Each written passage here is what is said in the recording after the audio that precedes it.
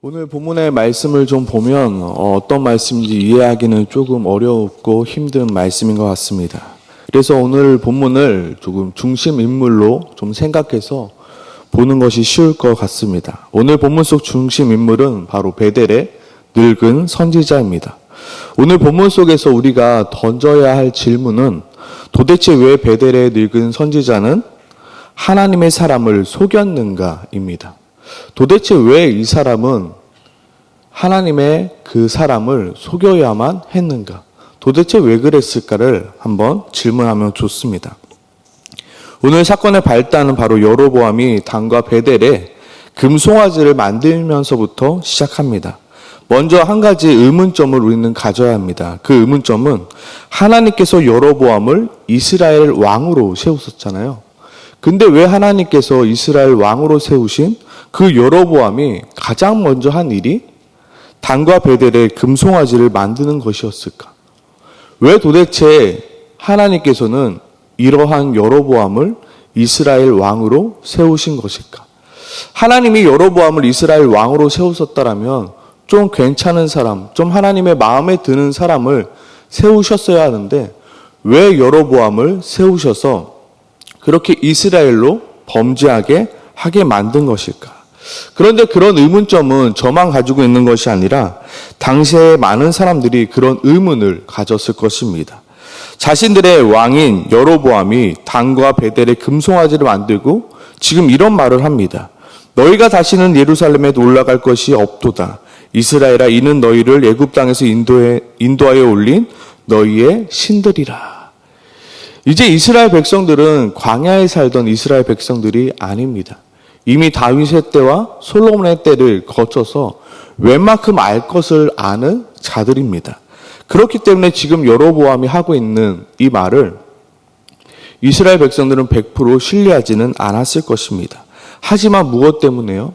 하나님의 선지자인 아히야를 통하여 하나님께서 세우신 왕이 바로 여로보암이었기 때문에 그들은 아마 혼란스러웠을 것입니다. 오늘 본문 속 중심의 인물인 베델의 늙은 선지자가 보기에도 자신의 고향의 땅에 웬 금송아지를 만들어 놓고 다시는 예루살렘에 가지 말라. 이 금송아지가 너희를 애굽 땅을 인도해 올린 너희의 신이라고 외치는 그 여로보암의 메시지를 100% 수긍할 수는 없었을 것입니다. 그런데 많은 사람들이 그 여로보암의 말도 안 되는 이야기에 아무 말도 하지 않고 있습니다. 아무도 그 여로보암을 찾아가서 그것이 정말로 우리를 인도한 신이냐라고 말하지 않습니다. 그냥 여로보암이 이 금송아지가 우리가 인도해낸 하나님이다라고 하니까 모두들 그 금송아지 앞에 절합니다. 하지만 단 한 사람 베델의 그 늙은 선지자는 달랐습니다. 그는 과연 정말로 이 금송아지가 우리를 인도한 신인지 다시 한번 궁금해지기 시작했습니다. 그런데 그러한 상황 속에서 두 번째 인물이 등장합니다. 그 두 번째 인물은 누구입니까? 바로 유다에서 올라온 하나님의 사람입니다. 그 사람은 여로보암이 만든 제단을 향하여 이렇게 선포합니다. 3절이죠. 그날에 그가 징조를 들어 이르되 이는 여호와께서 말씀하신 징조라. 제단이 갈라지고 그 위에 있는 재가 쏟아지리라. 제단이 갈라지고 그 위에 있는 재가 쏟아지리라 라는 말은 바로 이 번제단에서 드리는 제물을 하나님께서 받지 않으신다라는 메시지입니다. 여로보암이 만든 이 금송아지에서 드린 그 제단에서 드린 그 제물을 하나님께서는 받지 아니하신다. 여로보암은 유다에서 올라온 하나님의 사람을 찾아 죽이려 하였습니다. 하지만 하나님께서 여로보암의 손을 마르게 하시고 더 나아가 무엇을 하셨죠? 여호와의 말씀대로 제단을 갈라지고 재가 제단에서 쏟아짐으로 말미암아 그 또한 실패하게 됩니다.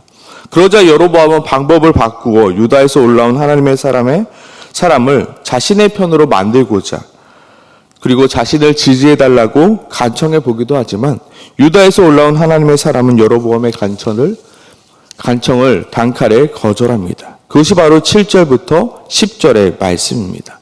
왕이 하나님의 사람에게 이르되 나와 함께 집에 가서 쉬라. 내가 내게 예물을 주리라.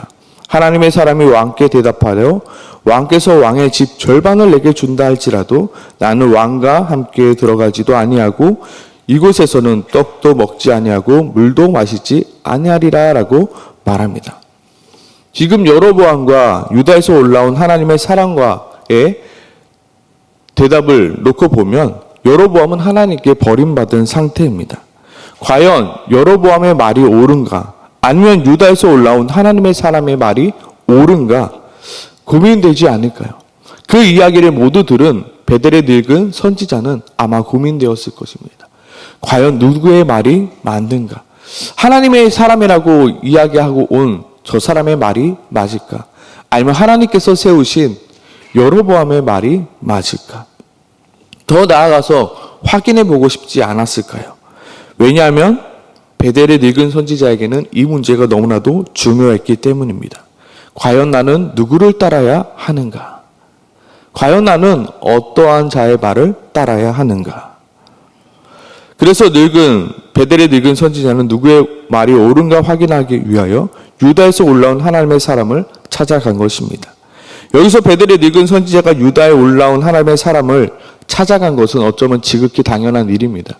왜냐하면 여로보암을 찾아가서 정말로 베델에 세운 그 금송아지가 우리를 인도한 하나님이십니까? 라고 물어볼 수 없는 일이기 때문에 지금 베델의 선지자를 유다에서 올라온 하나님의 사람을 찾아간 것입니다.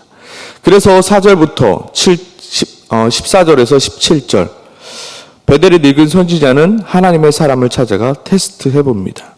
하나님의 사람을 뒤따라가서는 상수리 나무 아래에 앉은 것을 보고 이르되 그대가 유다에서 온 하나님의 사람이냐? 대답하되 그러하다. 그가 그 사람에게 이르되 나와 함께 집에 가서 떡을 먹으라. 대답하되 나는 그대와 함께 돌아가지도 못하겠고 그대와 함께 들어가지도 못하겠고 내가 이곳에서 그대와 함께 떡도 먹지 아니하고 물도 마시지 아니하리니 이는 여호와의 말씀이 내게 이르시기를 내가 거기서 떡도 먹지 말고 물도 마시지 말며 또 내가 오던 길로 되돌아가지도 말라 하셨습니다. 하지만 베델의 늙은 선지자는 여기서 멈추지 않고 유다에서 올라온 그 선지자의 말이 진짜인지 아니면 가짜인지 거짓인지 다시 한번 확인하고자 그 유다에서 올라온 하나님의 사람을 속이기 시작합니다. 그것이 바로 18절 말씀입니다. 그가 그 사람에게 이르되 나도 그대와 같은 선지자라. 천사가 여호와의 말씀으로 내게 이르기를 그를 내 집으로 데리고 돌아가서 그에게 떡을 먹이고 물을 마시게 하라 하셨으니 하니 이는 그 사람을 속임이라. 베델의 늙은 선지자가 유다에 올라온 하나님의 사람을 속여서라도 확인받고 싶은 것은 바로 유다에서 올라온 그 하나님의 사람의 예언이 사실인가 아니면 거짓인가 그것을 확인하고 싶었을 뿐입니다. 하지만 얼마 안 가 떡도 먹지 말며 물도 마시지 말라고 돌아왔던 길로 되돌아가지 말라 하신 그 하나님의 말씀이 사실임을 본인 스스로 깨닫게 되는 것입니다. 그것이 20절 말씀이죠. 그들이 상에 앉아 있을 때 여호와의 말씀이 그 사람을 데려온 선지자에게 임하니 여기서 하나님의 말씀이 임한 것은 바로 베델의 늙은 선지자에게 임한 것입니다. 그래서 그가 이렇게 말합니다.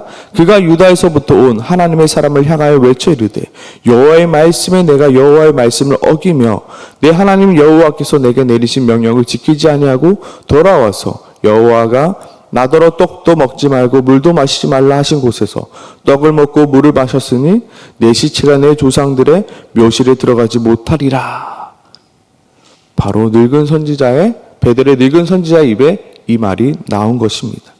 하나님은 베델의 늙은 선지자의 그 입술을 통하여 유다에서 올라온 하나님의 사람의 말이 모두 사실임을 확인하게 하였습니다. 그리고 얼마 안 가 유다에서 올라온 하나님의 사람이 길에서 사자를 만나 물려 죽게 되는 소식을 듣게 되면서 정말로 그의 말이 사실임을 100% 확신할 수 있게 된 것입니다. 바로 26절이죠. 그 사람을 길에서 데리고 돌아간 선지자가 듣고 말하되 이는 여호와의 말씀을 어긴 하나님의 사람이로다. 여호와께서 그에게 말씀하신 말씀과 같이 여호와께서 그를 사자에게 넘기심에 사자가 그를 찢어 죽였도다. 그러면서 32절 이렇게 말합니다. 그가 여호와의 말씀으로 베델에 있는 제단을 향하고 또 사마리아 성읍에 있는 모든 상당을 향하여 외친 말씀이 반드시 이룰 것임이라. 뭐예요? 그 유다에서 올라온 그 하나님의 사람이 외친 그 예언들이 모두 다 이루어지게 될 것이다. 그 외친 그 하나님의 사람이 이야기한 말이 사실이다 라고 이야기하고 있는 것입니다. 결국 베델의 늙은 선지자는 유다에 올라온 하나님의 사람의 죽음을 통하여 르호보암이 단과 베델에 세운 그 제단에서 드린 이스라엘 제사는 하나님이 전혀 받지 않으신다. 이것은 하나님께서 싫어하시는 것이다라는 것을 바로 알게 된 것입니다. 오늘 본문을 묵상하면서 유다에 올라온 하나님의 사람이 잘못했네. 왜 그가 하나님의 말씀을 잘 지키지 않았어? 라고 이야기할 수도 있습니다. 또한 반대로 베델의 늙은 사람의 잘못을 지적하며 왜 유다에서 올라온 하나님의 사람을 속여서 그렇게 죽음에 이르게 했어? 라고 생각할 수 있습니다. 하지만 우리는 잘 보아야 합니다. 하나님께서 이 본문을 통해서 무엇을 우리에게 말씀해 주고 싶으신지. 여로보암을 통하여 자신의 편의를 위하여, 자신의 이익을 위하여, 자신의 행복을 위하여 하나님의 말씀을 어기며 살아가고 있는 모습이 우리 안에 있는지 살펴보라 말씀하고 있는 것입니다. 우리 안에 잘못된 것이 있습니다. 분명히 잘못됐습니다. 하지만 내가 편하고 내가 유익하고 내가 행복하니까 그 편함을 모른 척하고 살아가고 있는 것이 바로 우리들의 모습이라는 것입니다. 아무리 그것이 잘못된 줄 압니다. 그렇지만 그것을 고치려 하지 않습니다. 왜요? 그것이 불편하니까요. 다시금 사람들 생각해 보십시오. 단과 베델에 금송아지가 세워져 있습니다. 편하죠. 왜요? 다시금 예루살렘까지 가지 않아도 되니까요. 여로보암도 편하죠. 나라를 빼앗기지 않아도 되니까요. 자신의 이익으로 인하여 그것이 잘못된 줄 알면서도 그것을 고치려 하지 않습니다. 더 나아가서 무엇이 맞고 무엇이 틀린지 고민하지 않습니다. 그것이 과연 성경적인지 그것이 과연 바른 것인지 우리는 고민하지 않습니다. 이스라엘 백성들 고민하지 않습니다. 그냥 여로보암이 이 금송아지가 하나님께서 우리에게 하나님이야 이 금송아지에 절해 했더니 아무도 그것에 대해서 반응하지 않고 그것이 잘못됐다 말하지 않고 그 금송아지 앞에 절하는 것입니다. 이것이 어쩌면 오늘을 살아가고 있는 우리의 모습일 수 있습니다. 고민하기 싫습니다. 왜요? 이 세상에 고민할 것도 너무나도 많기 때문에요. 그렇지만 우리는 이러한 고민들을 해야 하는 것입니다. 정말로 이것이 바른 것인가? 정말로 이것이 성경적인가? 한 번 더 생각해 보아야 하는 것입니다. 정말로 영적인 고민을 우리는 매일같이 스스로 할 수 있어야 하는 것입니다. 오늘 이 새벽에 우리는 이렇게 기도하기 소망합니다. 혹시 나의 삶에 하나님의 말씀을 어기고 살아가면서 그것이 잘못인지도 모르고 살아가고 있지는 않는가? 더 나아가서 그것이 하나님의 말씀을 어기는 것인 줄 알면서도 그것을 버리지 못하고 있는 것이 우리의 모습이 아닌가? 더 나아가서 무엇입니까? 나의 삶이 하나님의 말씀대로 살아갈 수 있게 도와주시옵소서. 정말로 나의 삶이 하나님의 말씀대로 하나님이 원하시는 대로 살아갈 수 있는 우리의 삶이 되어질 수 있도록 우리 이 시간 함께 같이 기도하며 나아가길 소망합니다. 함께 기도하겠습니다.